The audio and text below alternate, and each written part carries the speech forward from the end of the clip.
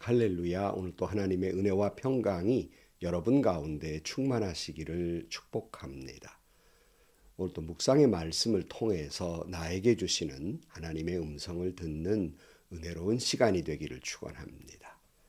이 시간 하나님께서 우리에게 허락해 주신 말씀은 요한계시록 20장 11절에서 15절 말씀입니다.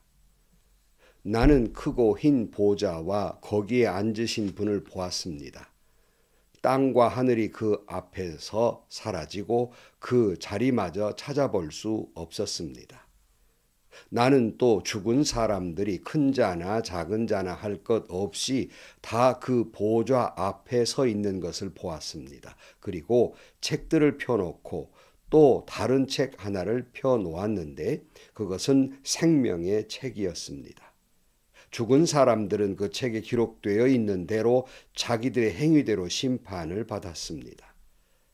바다가 그 속에 있는 죽은 사람들을 내놓고 사망과 지옥도 그 속에 있는 죽은 사람들을 내놓았습니다. 그들은 각각 자기들의 행위대로 심판을 받았습니다. 그리고 사망과 지옥이 불바다에 던져졌습니다. 이 불바다가 둘째 사망입니다. 이 생명책에 기록되지 않은 사람은 누구나 다 이 불바다에 던져졌습니다. 아멘. 요한은 또한 하나님의 보좌, 여기 보면 크고 흰 보좌가 나오고 하나님이 거기에 앉으셨다 이렇게 말씀하고 있습니다. 11절을 보면은 나는 크고 흰 보좌와 거기에 앉으신 분을 보았습니다. 땅과 하늘이 그 앞에서 사라지고 그 자리마저 찾아볼 수 없었습니다.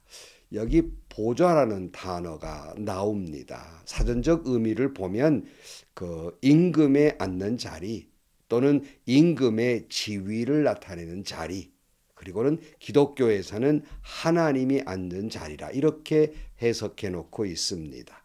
그러니까 어느 나라나 임금이나 또 이런 존재들이 앉는 자리는 보통 높이 있지요. 그리고 아주 화려하게 꾸며놓고 치장을 합니다.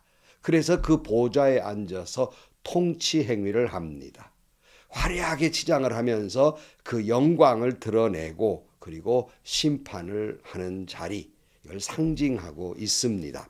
그러니까 당시의 세상은 로마 황제가 그 로마 황제의 보좌에 앉아서 천하를 세상을 통치하고 심판하고 자기 영광을 구하는 그런 보좌가 있었습니다. 거기에 여기 하나님의 크고 흰 보좌를 나타내는 것은 이 보좌가 어떤 사실적으로 어떤 모양을 갖추고 있다라기보다는 의미를 말씀하고 있어요. 즉 하나님이 통치하신다. 로마 황제가 통치하는 것이 아니라 하나님이 통치하신다. 또한 하나님이 심판하신다. 그리고 모든 영광은 하나님이 받으신다. 이걸 뜻하기 위해서 크고 흰 보좌에 앉으신 분을 보았다 이렇게 표현하고 있는 겁니다. 그 보좌에 세상은 간 곳 없어지고 이렇게 새 하늘과 새 땅이 이루어진 것을 말씀하고 있습니다. 오늘 12절입니다. 나는 또 죽은 사람들이 큰 자나 작은 자나 할 것 없이 다 그 보좌 앞에 서 있는 것을 보았습니다. 그리고 책들을 펴놓고 또 다른 책 하나를 펴놓았는데 그것은 생명의 책이었습니다. 죽은 사람들은 그 책에 기록되어 있는 대로 자기들의 행위대로 심판을 받았습니다.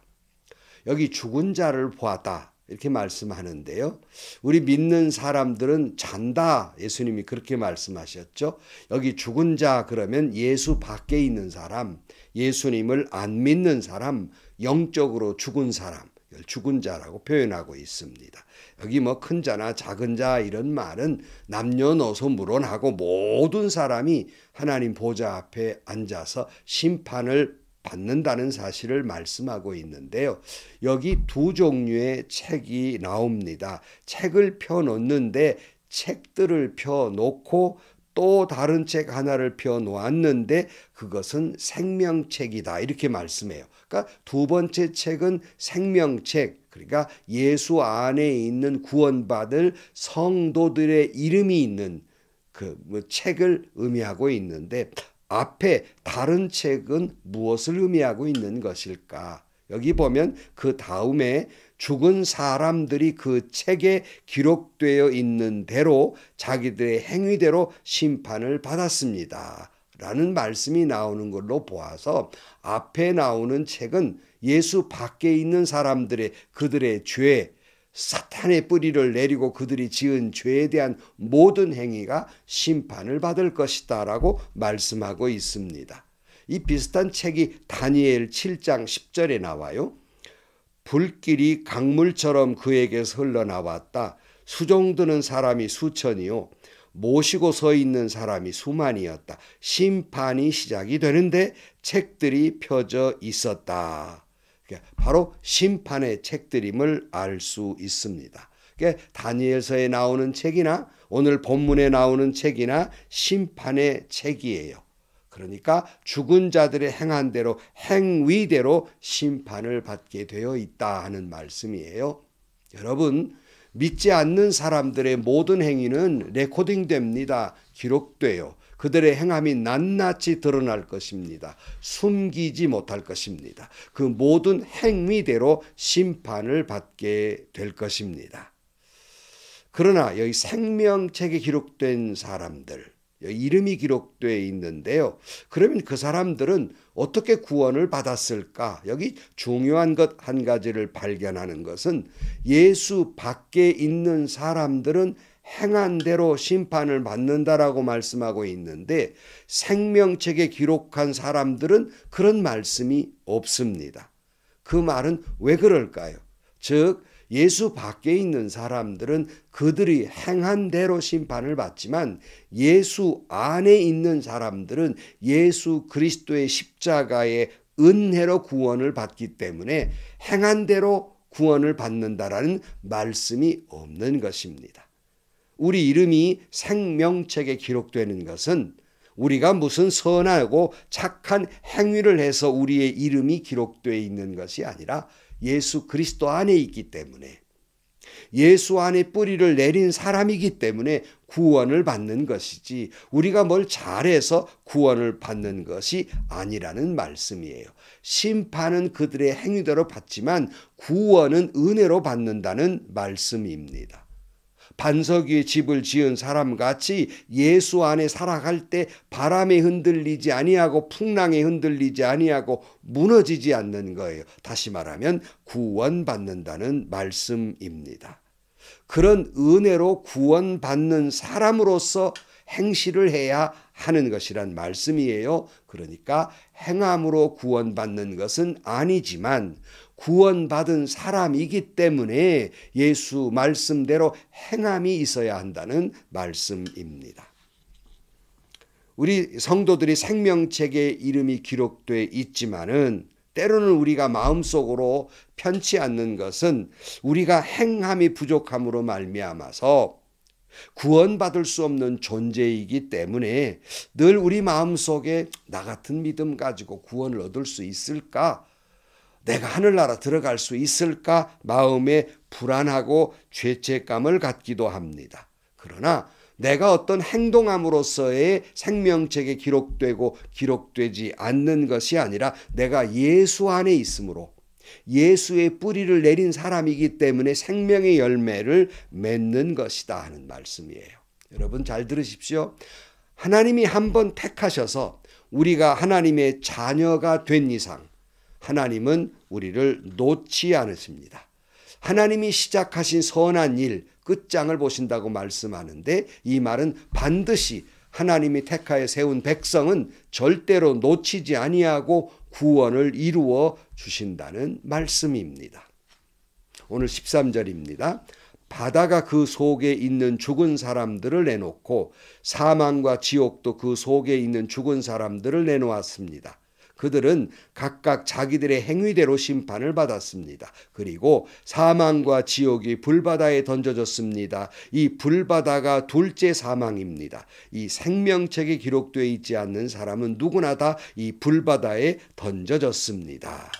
그러니까 예수 밖에 있는 사람은 그 행위대로 사탄의 뿌리를 내리는 삶을 살았기 때문에 지옥에 던져지고 사망에 던져지는데 이것이 둘째 사망이라 그랬어요. 첫째 사망은 육신의 사망이라면 둘째 사망은 영원한 사망이에요. 사랑하는 성도 여러분, 다시 말씀드립니다. 여러분, 저와 여러분이 아무리 착한 행실을 한다 한들 구원받을 자격이 있을까요? 우리 자신을 죄에서 구원할 수 있을까요? 그런 자격을 얻게 될까요? 안 되는 것입니다. 얻지 못하는 것이에요. 오직 하나 길이 있다면 예수 그리스도의 십자가의 길, 보혈로 말미암아서 은혜로 구원받은 길밖에는 이 외에 없는 것입니다. 아까 말씀드린 대로 많은 사람들이 행한 대로 심판을 받는다고 할 것 같으면 나의 이와 같은 행함이 내가 과연 구원받을 만한 행함이 있을까? 늘 죄책감에 내 죄가 기록돼서 만약 하나님이 심판한다면 누군들 구원받을 사람이 어디 있겠습니까? 그래서 구원에 대한 자신이 없어요. 그러니까 자연히 구원에 대한 기쁨, 신앙생활에 대한 감격이 없이 늘 찌든거리고 사는 삶을 살아가게 되는 것이에요. 다시 말씀드립니다. 주님 말씀하시기를 나는 포도나무여 너는 가지라 그랬어요. 예수님이 포도나무이기 때문에 거기에 붙어있는 가지에는 생명의 열매가 맺는 것이에요. 내가 자격이 없지만 주 안에 있기 때문에 구원을 얻는 것이라는 말씀입니다. 그러니까 행함으로 구원을 얻는다는 말씀은 혹시 그런 말씀을 할 때에는 바로 그것은 내가 착한 행실, 선한 행함을 함으로 구원을 얻는다는 말이 아니라 내가 예수 믿고 믿음 안에 살아가는 행함이에요. 그런 행함이 있을 때 예수의 뿌리를 나르는 삶을 살 때 생명의 열매를 얻게 된다는 말씀입니다. 또다시 말씀드립니다. 중요하기 때문에 우리가 예수 그리스도를 구주로 고백하고 믿음의 행함으로 말미암아서 구원받은 사람으로서 착한 행실을 해야 하는 것입니다. 다시 말씀드리지만 행함으로 구원을 받는 것이 아니라 은혜로 구원을 받았으니 구원받은 사람으로서 하나님 나라의 백성다운 그런 삶을 살아야 한다는 말씀입니다. 우리가 예수를 구주로 고백하는 순간 하나님이 우리를 붙들어 주십니다. 그리고 구원으로 이끌어 주십니다. 때로는 믿음이 흔들리기도 하고 주님을 붙들었던 그저 신락 같은 믿음마저 손을 놓아버리기도 할 때도 있지만 하나님은 결코 저와 여러분의 손을 놓지 않으십니다. 제가 늘 이렇게 표현해요. 우리의 머리채를 잡고서라도 반드시 하나님이 역사하신 저와 여러분을 구원하겠다고 그 예정하신 대로 우리를 반드시 그 구원을 완성시키고야 만다는 것이 아무리 우리가 다른 길로 가려고 그래도 사탄이 역사해도 하나님은 놓지 않고 나를 그의 구원시키신다는 말씀입니다. 얼마나 감격스럽습니까? 얼마나 신나는 일입니까? 얼마나 안심되는 일입니까? 나 비록 약하나 주 예수는 강하십니다. 우리는 그 은혜로 구원받은 사람으로서 마땅히 하나님 나라 백성으로서의 행함이 있어야 하는 거예요. 삶이 있어야 한다는 말씀입니다. 그 삶으로 내 믿음을 증명하고 사는 것이고 하나님을 증명하며 살아야 하는 것입니다. 오늘 또 이 은혜, 이 구원의 은혜의 용기를 가지고 은혜에 기대어 살아가는 하루의 삶이 되시기를 주의 이름으로 간절히 축원합니다. 기도하시겠습니다. 하나님, 행함으로 심판을 하신다면 예수 밖에 있는 사람은 물론이고 예수 안에 있는 사람도 어떻게 구원을 얻을 수 있습니까? 그러나 내가 예수 안에 있기에 우리가 죄 가운데 있었던 우리를 생명으로 인도해 주신 줄로 믿습니다. 나 비록 약하나 주 예수는 강함으로 말미암아 나를 붙들고 나를 향한 구원의 뜻을 완성해 주실 줄로 믿습니다. 그 은혜에 감격스럽게 살아가는 저희들이 되게 하여 주옵소서. 예수님의 이름으로 기도하옵나이다. 아멘. 가끔 이 설명을 할 때 신학적으로 좀 부족한 면이 있지만은 여러분, 우리 부모님이 계시잖아요. 그래서 우리 부모님의 자녀가 됐습니다. 우리는 내가 원하는 것이 아니라 부모님이 저희를 낳아주셨죠. 그런데 우리가 그의 자녀들로서 때로는 부모에게 마음에 드는 일을 하기도 하고 마음에 들지 않는 일을 하기도 해요. 어떤 때는 부모님이 화가 나서 호적에서 빼버리겠다라고 말씀하기도 해요. 그런다고 부모 자식 간이 끊어지는 게 아니잖아요. 끊을 수 있는 게 아닙니다.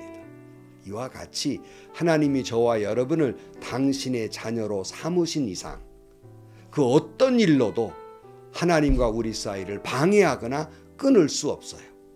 사도 바울이 고백한 그 어느 것도 그리스도의 사랑에서 우리를 끊을 수 없습니다. 하나님이 끊도록 놔두질 않아요. 우리가 그리스도 밖으로 나가도록 놔주지 않습니다. 그여이 붙들고 나는 비록 약해서 믿음이 흔들릴 때도 주님이 나를 그에이 붙들고 우리를 구원에 이르게 하고 생명에 이르게 하십니다. 우리 여기에 안심이 되는 거예요. 이 은혜, 이 감격스러운 그런 삶을 살게 되고 그래서 그 감격으로 서비스, 예배를 드리는 거고 찬양을 드리는 겁니다. 금년 한 해도 이런 감격 속에서 구원의 은총 속에서 그 은혜에 기대어 살아가는 여러분들이 되시기를 축복합니다. 행복하시고요. 좋은 일이 가득한 하루가 되시기를 주님의 이름으로 간절히 축원합니다.